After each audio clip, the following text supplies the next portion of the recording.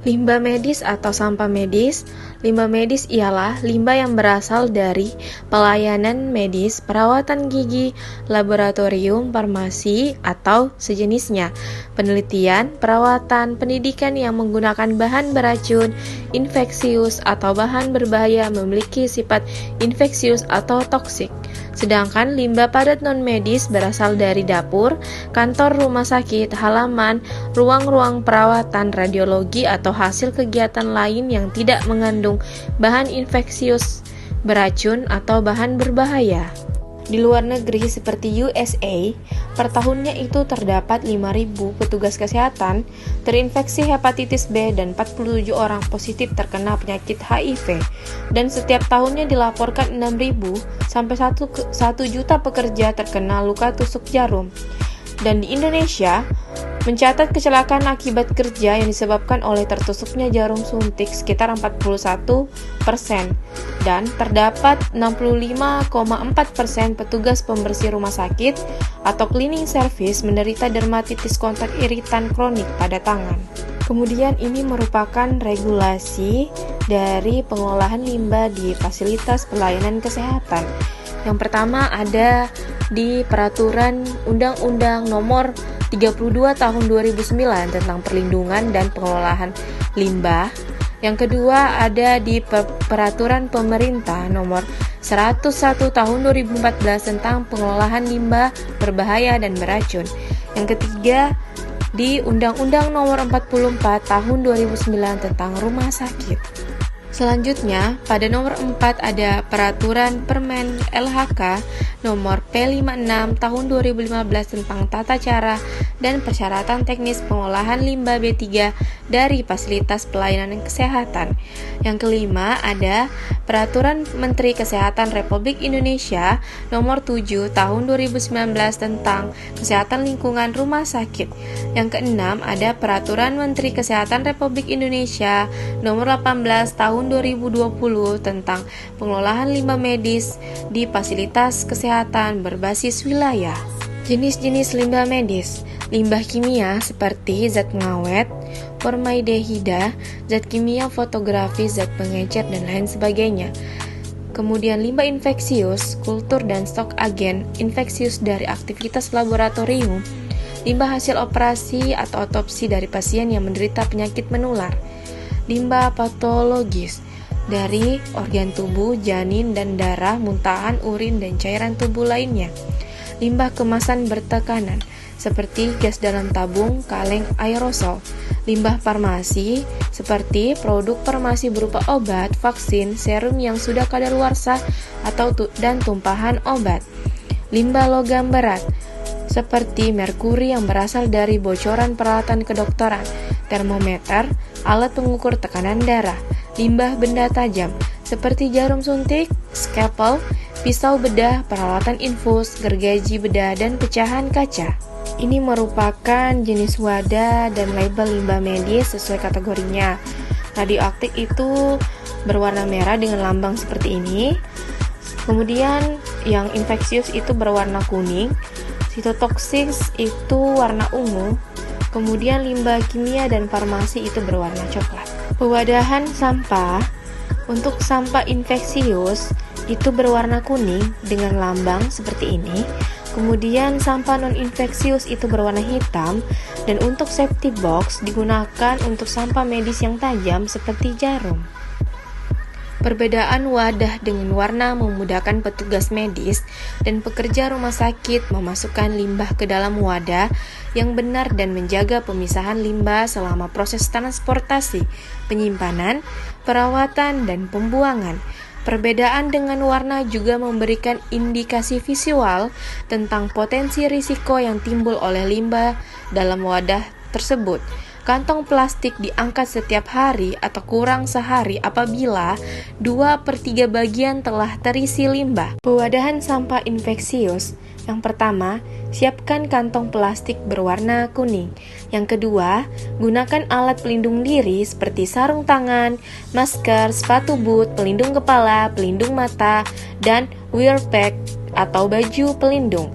Yang ketiga, pasangkan plastik kuning dengan yang baru ke tempat sampah beserta kantongannya. Ikat, isi sampah maksimal 2/3. Masukkan ke dalam troli sampah. Yang keempat, pasang plastik kuning dengan yang baru ke tempat sampah.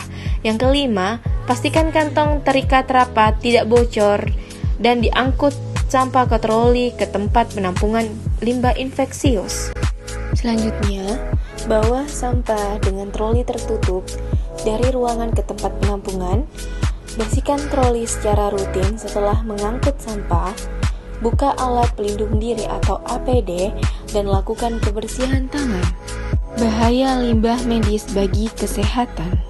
Bahaya limbah infeksius dan benda tajam dapat menyebabkan bahaya tusukan, lecet atau luka di kulit, infeksi virus yang serius seperti HIV/AIDS, serta hepatitis B dan C, dan penyebaran penyakit. Bahaya limbah kimia dan farmasi dapat menyebabkan keracunan, luka bakar, dan gangguan pada susunan saraf seperti tremor, pikun, insomnia, gangguan pencernaan, penyakit kulit seperti dermatitis. Bahaya limbah sitotoksis dapat menyebabkan bahaya tusukan, epidermolisis, gangguan pencernaan, dan dapat menyebabkan penularan penyakit dan juga menyebabkan mutasi gen dan kanker. Bahaya limbah radioaktif dapat menyebabkan sakit kepala, pusing, dan muntah sampai masalah lain yang lebih serius dan bahkan menyebabkan cedera yang jauh lebih parah, misalnya kerusakan jaringan, keharusan untuk mengamputasi bagian tubuh. Pencegahan bahaya dari limbah medis. Yang pertama, melakukan pemilihan, pewadahan, dan pengolahan atau pemusnahan limbah medis dengan baik sesuai regulasi yang ada. Yang kedua, melakukan tata kelola yang baik terhadap setiap bahan atau material yang berpotensi menimbulkan gangguan kesehatan dan pencemaran lingkungan. Yang ketiga, melakukan pelatihan dan sosialisasi tentang penanganan limbah medis, bahaya dan pencemarannya terhadap petugas yang menangani limbah medis.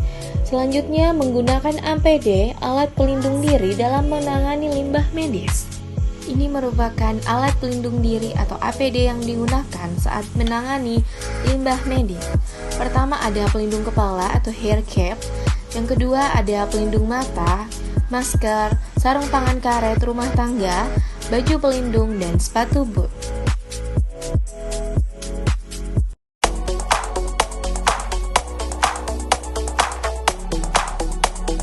Petugas cleaning service melakukan 6 langkah cuci tangan. Petugas cleaning service memakai alat pelindung diri berupa sepatu boot, apron, masker, penutup kepala, sarung tangan. Petugas cleaning service mengambil troli sampah infeksius di depo sampah infeksius. Petugas cleaning service mengikat erat kantong plastik sampah infeksius. Masukkan kantong plastik sampah infeksius ke dalam troli sampah infeksius. Setelah pengambilan sampah infeksius selesai, sampah infeksius tersebut disimpan di depo sebelum dibawa ke TPS limbah B3 padat.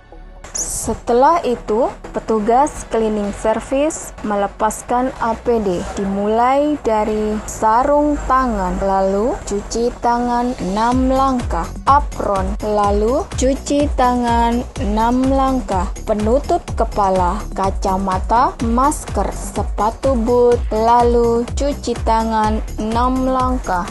Sebelum melakukan pengambilan sampah infeksius di depo sampah infeksius, petugas cleaning service melakukan 6 langkah cuci tangan, memakai alat pelindung diri. Petugas cleaning service mengambil sampah infeksius di depo sampah infeksius untuk dibawa ke TPS limbah B3 padat. Sebelum menerima sampah infeksius dari petugas cleaning service, petugas limbah B3 melakukan 6 langkah cuci tangan, memakai alat pelindung diri. Petugas cleaning service menyerahkan sampah infeksius kepada petugas limbah B3 untuk dibakar. Petugas limbah B3 menimbang sampah infeksius. Sampah infeksius dimasukkan ke dalam insinerator untuk dibakar.